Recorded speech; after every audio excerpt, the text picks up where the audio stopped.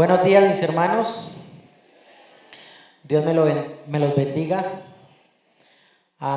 Con temor y temblor me subo acá porque compartir la palabra de Dios es una responsabilidad enorme. El Señor me demandará después lo que yo les comparta a ustedes, y en caso de enseñarles algo incorrecto, eso me lo demandará el Señor. Así que le he pedido la guía siempre al Espíritu Santo para poder compartir. Y bueno, el pastor me compartió que estaban viendo las bienaventuranzas. Hace 8 días creo que vieron el versículo 8 del capítulo 5, ¿cierto? ¿Alguien lo puede recordar?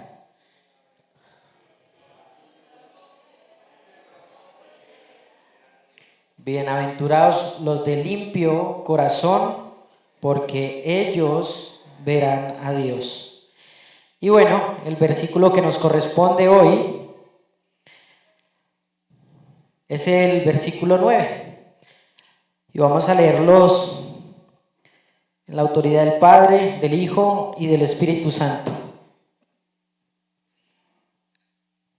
Bienaventurados los pacificadores, porque ellos serán llamados hijos de Dios. Y el título que le he dado a este tema es No estoy loco. No estoy loco. Permítanme, por favor, compartirles y contarles una pequeña historia para introducir esta porción de la palabra. Tengo un amigo. ¿Me puedes regalar, por favor, la siguiente? Tengo un amigo, él se llama Karim Bari. Es el que está allí con la camiseta azul, el más mayor. Karim es un buen amigo allí en Guinea. Un día alguien le había regalado una Biblia a su hermano mayor.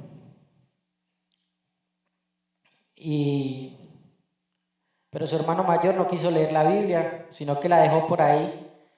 Y un día Karim entró a la habitación de su hermano y miró la Biblia y le dijo: ¿y ese libro qué? Y su hermano mayor le dijo: es la Biblia. Y Karim, interesado, le dijo: ¿me la prestas para leerla? Su hermano le dijo: tómala, pero no te vayas a volver loco. Ustedes recuerdan que hubo un tiempo acá en Colombia que decían que si usted leía la Biblia se iba a volver loco. Pues Satanás ha llevado también esas mentiras allá, y eso es lo que la gente cree, que el que lee la Biblia se va a volver loco. Así que Karim empezó a leer la palabra de Dios, y un día, leyendo la palabra, se encontró con Juan capítulo 14, versículos 6 y 7. Jesús le dijo: yo soy el camino y la verdad y la vida. Nadie viene al Padre sino por mí. Si me conocieseis, también a mi Padre conocerías. Y desde ahora le conocéis y le has visto. Karim dice que sus ojos se abrieron y quedó muy sorprendido, y cerró su Biblia y no quiso leerla más. Por cosas de trabajo tuvo que dirigirse hacia Costa de Marfil. Llegando allá, en África, el tema de las fronteras para los mismos africanos es complicado, y lo echaron a la cárcel, a Karim. Estando allí en la cárcel durante 3 días, el Espíritu Santo le estaba diciendo en el oído: Karim, si quieres salir de la cárcel, tienes que aceptar a Jesús. Tienes que aceptar a Jesús. Y Karim, él pensaba que se estaba volviendo loco por escuchar esa voz. Así que él dijo: esa voz me perturbaba, me estaba diciendo: Karim, si quieres salir de la cárcel, tienes que aceptar a Jesús. Así que Karim dijo: para no escuchar más esa voz en mis oídos, hablándome esto porque creía que estaba loco, dijo, yo acepto. Así que aceptó y inmediatamente Karim salió de la cárcel. Mirando la situación en la que se encontraba, decidió regresar a Guinea y buscar una iglesia protestante. Así que él buscó una iglesia y fue donde el pastor. Se acercó al pastor y le dijo, pastor, yo vengo para que usted me ayude a aceptar a Jesús como mi Salvador. Le contó toda la historia ya mencionada y el pastor le dijo, ¿qué? Hay morochitos acá, ¿cierto? Así como la expresión que yo, ¿qué? Colaborame. No. Entonces, el pastor le dijo, no, tú eres un fulani, tú no puedes aceptar a Jesús. Los fulani son de cosmovisión islámica. Para una persona que profesa la fe islámica, si deja la fe islámica, toda la familia lo va a perseguir, toda su comunidad lo va a perseguir. Y no lo van a perseguir por un tiempito, no, lo van a perseguir a muerte para matarlo. ¿Por qué? Porque cuya convicción es que si una persona deja el Islam y se vuelve seguidor de Jesús, toda la familia de él será maldita. Entonces, este pastor le dijo, no, yo no voy a orar por eso. Así que Karim tuvo que regresar a su casa y él siguió yendo a la iglesia, pero el pastor no lo determinaba. ¿Por qué? Porque el pastor no quería que Karim sufriera esta persecución. Y un día Karim, así en su trabajo de constructor, se encontró con Andy, uno de los misioneros que trabaja junto con nosotros, y él le ayudó a aceptar a Jesús en su corazón. Karim es hoy en día el pastor del pequeño grupo que hay allá. Así que vamos a mirar qué es ser un pacificador. ¿Qué es un pacificador? Ser un pacificador significa un hacedor de paz. Condición de armonía o unidad entre dos personas o dos naciones. Pero cuando llegamos a Mateo, capítulo 10, versículo 34, y escuchamos las palabras de Jesús, eso a mí me estremece. Porque cuando yo lo estaba estudiando dice, no penséis que he venido para traer paz a la tierra. No, he venido para traer sino espada. Entonces, notemos que él dice que no ha venido para traer paz ¿a qué? A la tierra. Sino que Jesús ha venido para traer paz ¿en qué? En nuestros corazones. Mire, hoy en día si nosotros nos dirigimos aquí a nuestro país, uno escucha la palabra paz, la paz total, y esto por aquí, esto por allá, pero eso es una gran mentira, ¿cierto? ¿Por qué? Porque si nosotros vamos un poquito al contexto y miramos que los discípulos de Jesús, la multitud, estaban esperando un rey que los librara de la opresión del pueblo romano. Y Jesús les dice, no crean que yo he venido para traer paz a la tierra. Yo he venido, si no espada, pero la paz que Jesús venía a traer era a cada corazón, a cada vida de nosotros, ¿sí? Porque cuando nosotros no conocíamos a Jesús, algunos vivíamos sin paz completamente, ¿sí? Vivíamos completamente arruinados. Y quiero contarles un pequeño testimonio. Si me das por favor la siguiente. Él se llama Sulaimán. Es una persona muy especial. ¿Por qué? Resulta y pasa que Sulaimán creyó en Jesús a sus 23 años.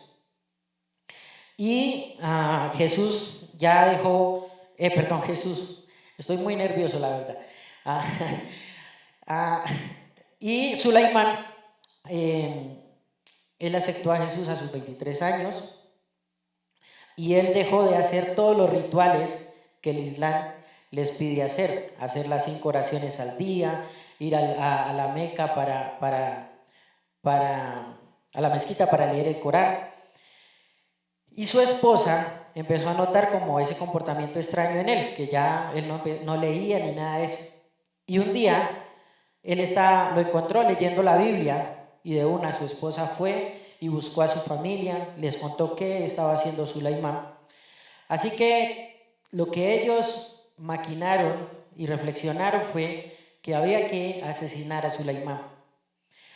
Y le dijeron qué tenía que hacer a la esposa. La esposa era una wahabi, de estas mujeres que se tapan el rostro y solamente se les ven los ojitos.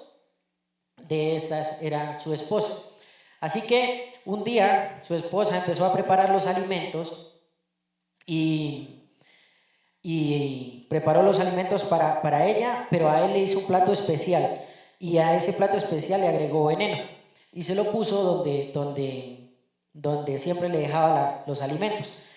Pero Sulaimán ese día no llegó como de costumbre, sino que el que llegó fue uno de sus hijos y llegó con mucho hambre y cogió el plato y comió, y así que el que murió fue uno de sus hijos. Otro día él iba llegando a su casa y su esposa lo estaba esperando detrás de la puerta con un cuchillo para degollarlo. Así que él entró y su esposa tiró el cuchillo para degollarlo. Él alcanzó a poner su mano y bajó la mano y se hirió en la ingle. Y Andy, el misionero que les mencionaba, lo tuvo que llevar a Conakry.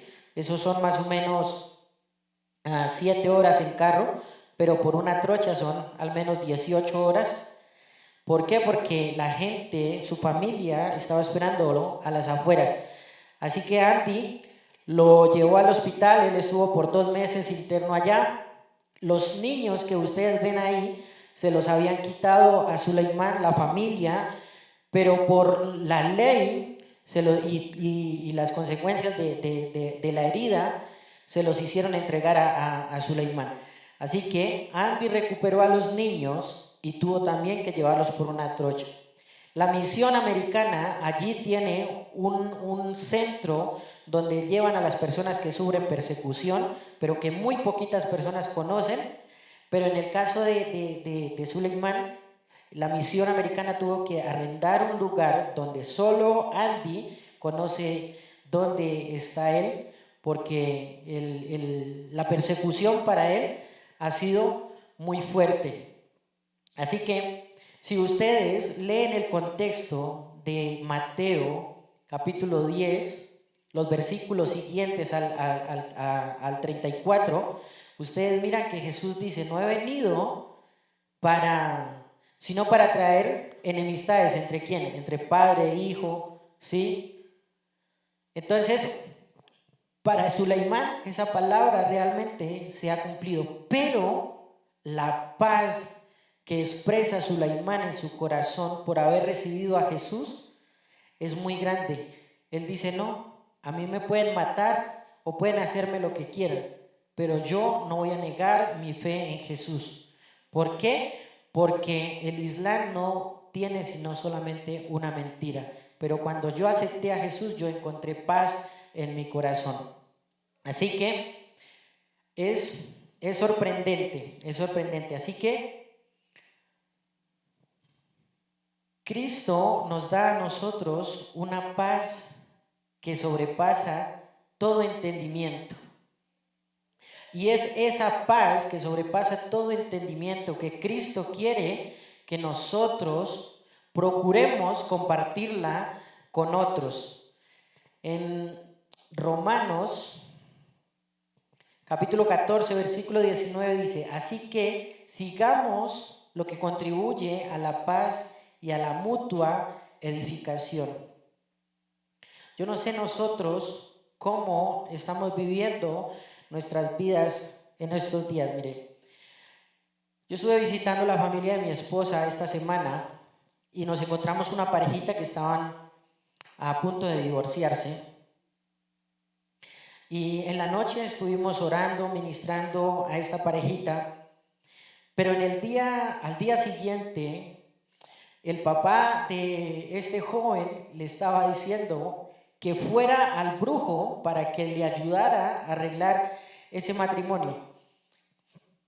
Entonces, miren, nosotros tenemos un mensaje que transforma, que da vida, que renueva el entendimiento de la gente. ¿Por qué? Porque las personas hoy en día andan distraídas completamente o andan literalmente como zombies. Cuando yo miro a la gente de Guinea y a mí me preguntan, ¿qué haces que tú estés allá? O sea, porque en Guinea, mire, vale un poquito de contexto. La alimentación, los dos platos preferidos de la gente de allá son hoja de batata y hoja de yuca, con un poquito de pescado, de sabor a pescado.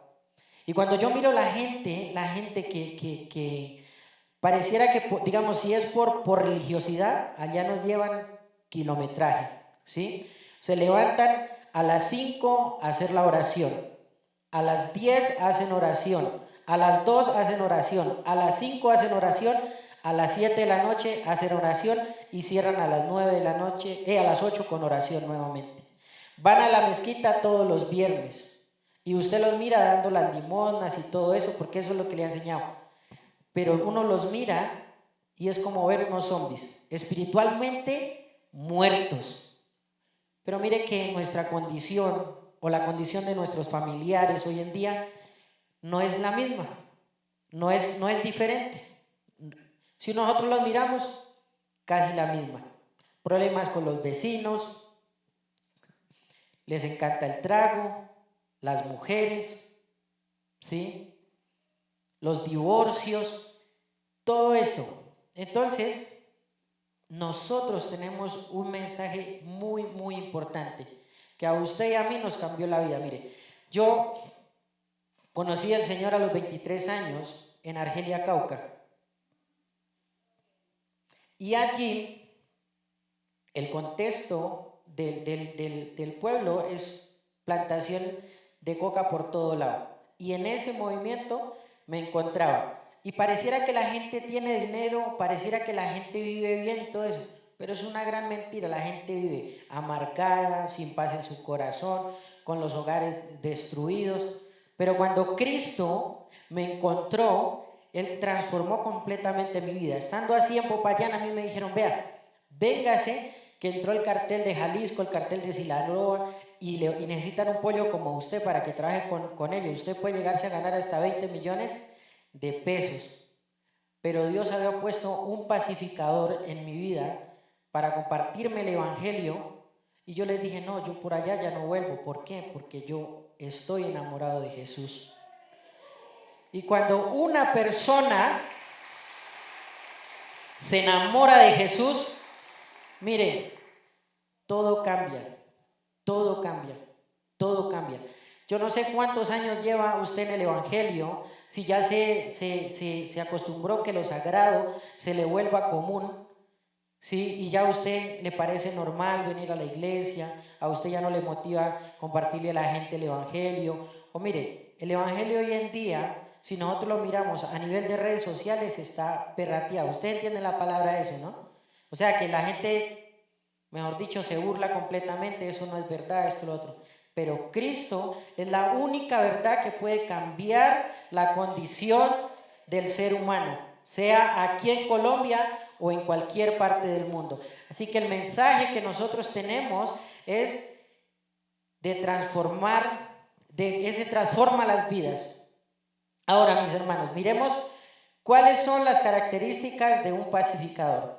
¿Soy o no soy un pacificador? Los pacificadores se evidencian a través de una actitud interna en el hecho de saber que ha sido reconciliado con Dios. Se esfuerzan para dar a conocer a aquel que los sacó de las tinieblas a la luz admirable. Si nosotros no somos conscientes del lugar donde nosotros estábamos, créame que nosotros no podemos ser pacificadores. Al contrario, cada día vamos me perdonan la expresión, pero a embarrarla más, ¿sí? A dar mal testimonio. Porque la persona que ha entendido la condición en la que se encontraba, esa persona quiere que otras personas conozcan. Mire, el caso del ciego, cuando lo investigaban, venga, ¿a ti quién te sanó? ¿Era un profeta o qué te dijo? Le preguntaban al ciego y él dice, yo no sé si era profeta o no era profeta, lo único que yo sé es que antes estaba ciego y ahora veo. Y nosotros nos encontramos así en esa condición. Así que él empieza a darle testimonio a los religiosos, a los líderes religiosos. Yo no sé cuál era su testimonio antes. A veces nosotros, más palabra o más Biblia tiene una mezquita, dijo un predicador por ahí, que nosotros, pero usted tiene un testimonio. Usted tiene una vida que Cristo ha transformado, que ha cambiado, y eso usted puede contárselo a sus vecinos, a las familias, a los amigos. Pero si nosotros hacemos todo lo contrario y estamos siempre agarrados en la casa o estamos agarrados con los vecinos, lo único que estamos haciendo es que el nombre de Jesús sea blasfemado. En medio de los problemas sabe cómo comportarse, tiene buena actitud. ¿Sí? Esa es otra característica de un pacificador. Ustedes se recuerdan cuando David estaba en una cueva y Saúl entró, ¿sí? para hacer sus necesidades, y Saúl cortó un poco del traje de Saúl. ¿Por qué? Porque él tenía a Dios en su corazón y él dijo, Dios me libre de levantarme contra el ungido. Pero hoy en día nosotros estamos criticando, incluso muchas veces a nuestros pastores, a nuestros hermanos, o estamos levantando un chisme, ¿sí? Como hermanos. Miren, hermanos, yo dentro de la iglesia, yo llevo 15 años y yo he visto unas cosas que yo digo, ¿verdad? Y son cosas que a uno lo entristecen, verdaderamente. ¿Por qué? Porque Cristo pagó un precio tan alto por usted y por mí, y que cuando nosotros nos enfocamos en los chismes, en las problemáticas, nosotros perdemos la visión de que Cristo ha transformado mi vida y que nosotros somos pacificadores y tenemos un mensaje que puede transformar la vida de alguien más.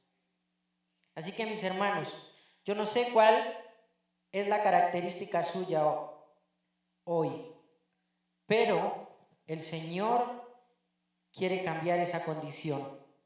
Romanos 12, 19 dice, no os venguéis vosotros mismos, amados míos, sino dejad lugar a la ira de Dios, porque escrito está, mía es la venganza, yo pagaré, dice el Señor. ¿Cómo estamos nosotros hoy en ese sentido? ¿Me la hace, yo se la hago? Ojo por ojo, ojo por ojo, diente por diente. Mire, a mí me estremece, hermanos, y yo lo he visto. Hermanos hoy en día que, por ejemplo, digamos, tienen problemas con alguien y lo que hacen es ir a donde el brujo. Hermanos de la misma iglesia, yo lo he visto. Yo lo he visto. Yo no sé si aquí sucederá esto, pero yo he recorrido algunos lugares donde sucede esto. Y eso es muy triste. Tercer punto dice, ¿cuáles son los beneficios de ser pacificador en la cotidianidad, en el sufrimiento y en la preocupación? Uno es que nosotros somos bienaventurados. Bienaventurados en la traducción inglesa quiere decir bendito. Pero según los traductores, las palabras que deberían utilizarse es dichoso o feliz. Así que, mis hermanos, ese es uno de los beneficios. A veces nosotros buscamos la felicidad en cosas pasajeras. Pero mire que Jesús nos regala a nosotros 10 bienaventuranzas para que nosotros seamos felices. El tema es si nosotros queremos ponerlas en práctica para que la felicidad que Cristo nos promete sea una realidad. Y mire, de decidir practicar esas 10 bienaventuranzas es ir en contra del sistema. Pero los que practicamos esas 10 bienaventuranzas sabemos qué es sabemos qué es tener paz en el corazón, sabemos qué es tener gozo, sabemos qué es ser bendecidos, sabemos qué es ser misericordiosos, sabemos qué es ser pacificadores. Así que, mis hermanos, yo no sé si usted quiere ser bienaventurado o malaventurado. ¿Sí? Esa es la decisión de cada uno. ¿Por qué? Porque el Señor nos la pone ahí en la mesa. Usted decide, yo decido. ¿Sí? Dios respeta nuestra decisión. Las consecuencias las vivimos nosotros. Los pacificadores serán dichosos y felices si ponen en práctica las bienaventuranzas que Jesús nos enseña. Los pacificadores serán llamados hijos de Dios. En palabras de Pedro, primera carta de Pedro, capítulo 2, versículo 9, dice: mas vosotros sois linaje escogido, real sacerdocio, nación santa, pueblo adquirido por Dios, para que anunciéis las virtudes de aquel que os llamó de las tinieblas a la luz admirable. Así que, mis hermanos, yo elegí este pasaje porque el apóstol Pablo dice que el Señor nos adoptó como sus hijos, ¿sí? Pero Pedro dice que nosotros somos ¿qué? Real sacerdocio, ¿sí? Una nación santa. ¿Por qué? Porque pertenecemos a un Dios santo, a un Dios todopoderoso. Cuando nosotros atesoramos esa palabra en nuestro corazón, nosotros podemos ir a donde queramos. En África, yo hacía mis prácticas de idioma en un lugarcito donde hacen zapatos. Pero mire, llegaba gente a donde los Garanquebe para que todos los fetiches que traían, para que ellos los envolvieran en cuero y ellos sea que se los amarraran aquí en el brazo, aquí en la cintura, sea aquí en esta parte de la rodilla o aquí en el pie. Habían para todos, ¿sí? El que usted escoja. Pero ellos decían: ¿usted por qué no se amarra? ¿Usted por qué no hace esto? ¿Usted por qué no hace lo otro? Y yo les decía: no, porque yo he decidido creer en Dios. Y la palabra de Dios dice que ninguna arma forjada podrá ser frente contra mí. Y ellos quedaban sorprendidos. Entonces, mis hermanos, con eso usted puede tener frente a frente un brujo y hablarle de la palabra de Dios y decirle que se encuentra en graves problemas si no se arrepiente de su condición, y usted estará tranquilo. ¿Por qué? Porque usted sabe quién ha creído y qué es lo que es usted. Somos ¿qué? Hijos de Dios. Y otro privilegio que tenemos nosotros como hijos de Dios. Los pacificadores tenemos el privilegio de anunciar la buena noticia. Romanos 10, el versículo 14 y 15 dice: ¿cómo pues invocarán a aquel en el cual no han creído? ¿Y cómo creerán en aquel de quien no han oído? ¿Y cómo oirán sin haber quien les predique? ¿Y cómo predicarán si no fueren enviados? Como está escrito: cuán hermosos son los pies de los que anuncian la paz, de los que anuncian buenas nuevas. Yo no sé cómo son sus pies, los míos son pequeñitos. Pero el Señor dice que ¿Son qué? Hermosos. Son hermosos si anunciamos las buenas nuevas.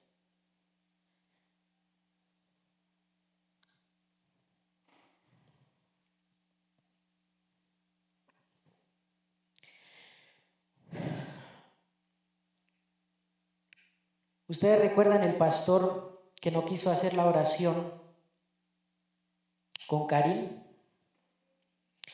Este pastor se enfocó más en la problemática que iba a vivir en la comunidad de persecución que en la problemática espiritual que tenía él, que en la eternidad que tenía él.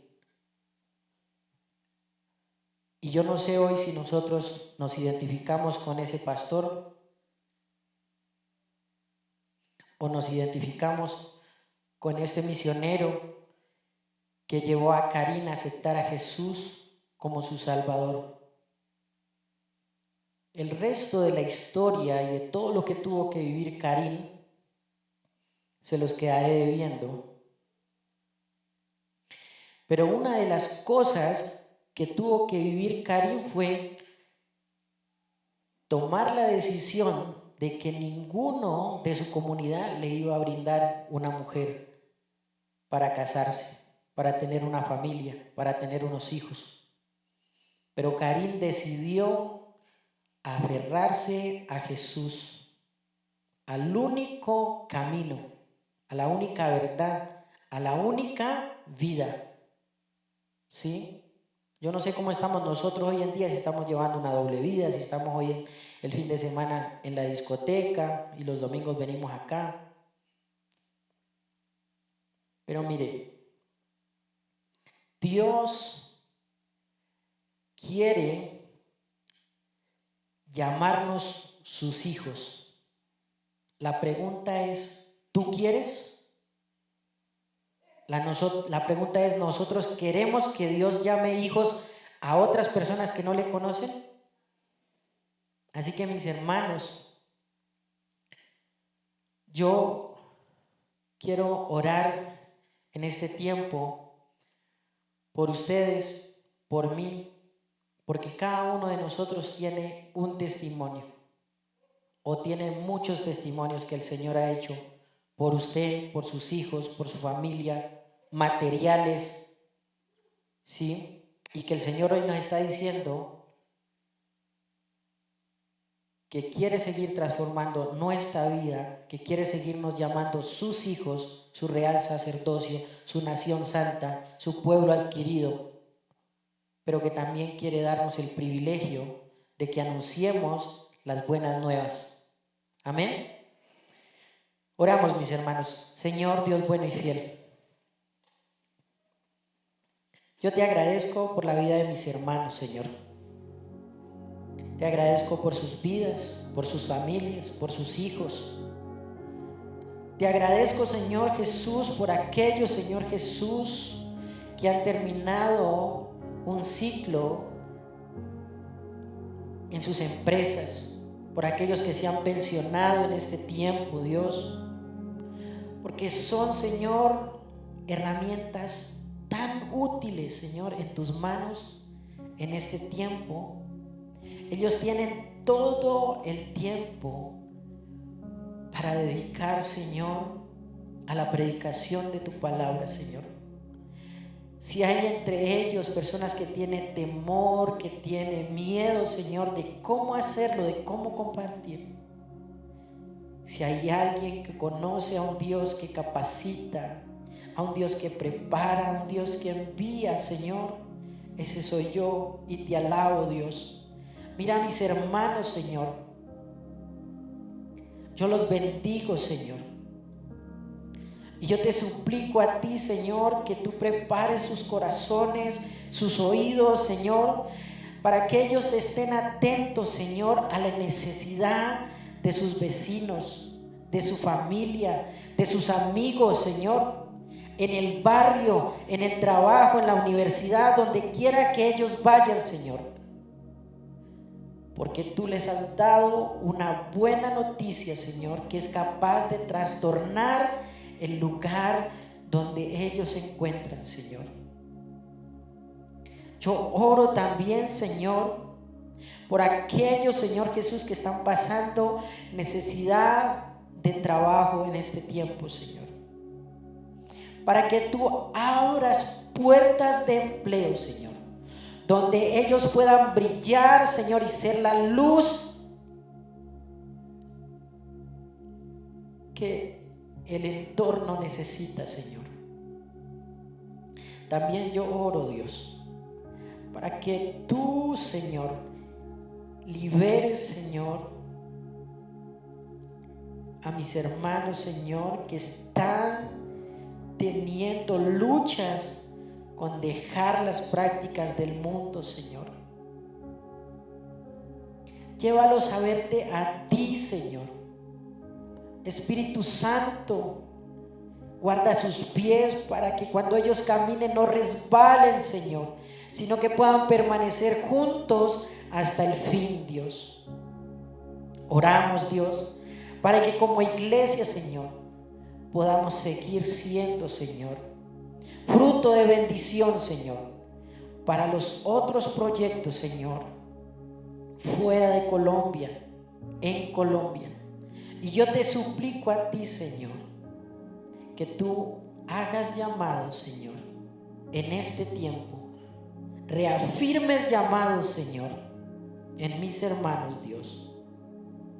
Porque, Señor, tú llamarás pastores, Señor, en este lugar. Tú llamarás, Señor, a misioneros, Señor, en este lugar. A líderes, Señor, con un corazón, Señor, abierto para abrir grupos de vida, Señor, en este lugar. Y tú, Señor, levantarás una generación sedienta, Padre, a guardar tu palabra, Señor, a mantenerse fieles, Dios.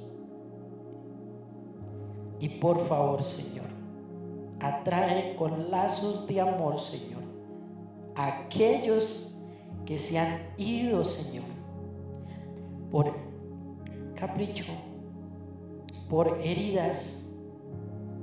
Atráelos, papá, con lazos de amor, Señor.